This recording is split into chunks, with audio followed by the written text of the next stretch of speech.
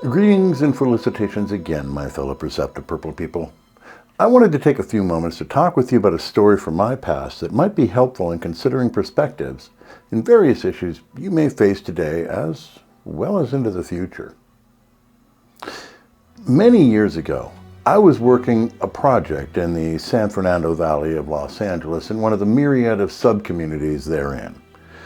During this deployment, I happened to befriend a couple of Gypsy families. I seemed to have particularly endeared myself to one of the matriarchs of one of the clans, so much so in fact that she offered to give me a reading of my fortune. This fortune-telling session was, indeed, quite telling, and was extraordinarily influencing, but not for the reason you might think. Just as a side note, when I was doing the scripting for this episode, Microsoft Word's editor popped up with a warning that the use of the word gypsy might be construed as racist.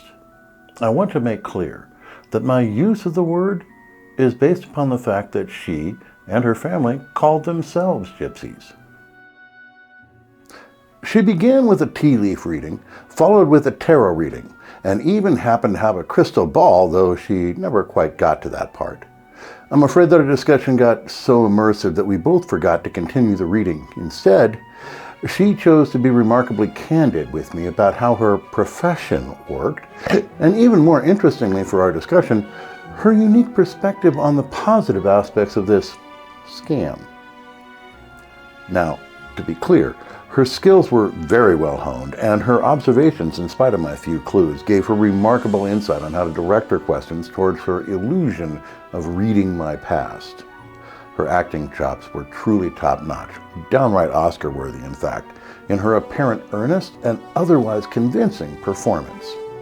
Now, I'm sure that you're thinking that this little video is about me bragging about how I turned the tables on her or some such thing as that, but I'm afraid I'm going to have to disappoint you on that one. No, it was our conversation about her performance that's important here. You see, the dear was truly a nice woman and was indeed friendly. She didn't try to connive or otherwise defraud me, really. Her intent was to show me the performance, then take me behind the scenes, as it were, and explain how it actually is worth the money they supposedly scam out of the customers. As she explained, the majority of her clients are already superstitious when they walk in. Yes, this includes many skeptics, and she said they tended to be the best audience.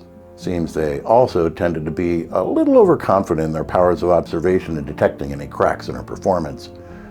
Almost invariably, she was able to convince her customers that her magical divination skills were real, and her predictions for their future were truly likely to come true.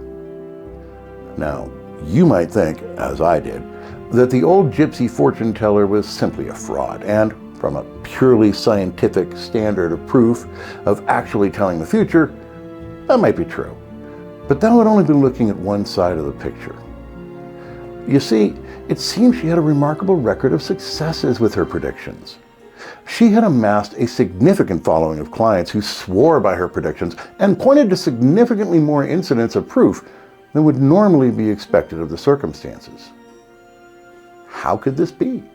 How could a person who had no real otherworldly connections to make these most accurate predictions?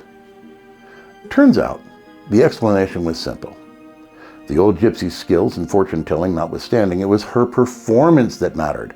She came from a long line of fortune tellers and had learned very well how to use a few principles that science has verified: the placebo effect, confirmation bias, and self-fulfilling prophecy. That was the real point of the entire charade, to convince the client that her predictions were made, and they were always with some sort of actions to prevent/encourage whatever doom and gloom or good fortune was supposedly hanging over their heads or just about to dawn, would indeed come true if heeded, and actions taken or not taken by the client to avoid or ensure said consequence depending upon the client's individual fortune.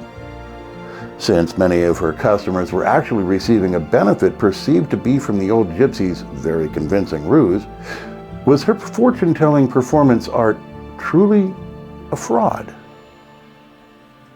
So what are your thoughts about this? Do you find our perspective considerations reasonable, or do you have more logical and or rational ideas on the subject? Do be prepared for reasonable and vigorous, yet polite debate, but let's hear it. As always, I'll see you in the comment section below. Till our next chat, remember to keep your balance and stay purple, people. We'll see you again real soon, and let's get America together again.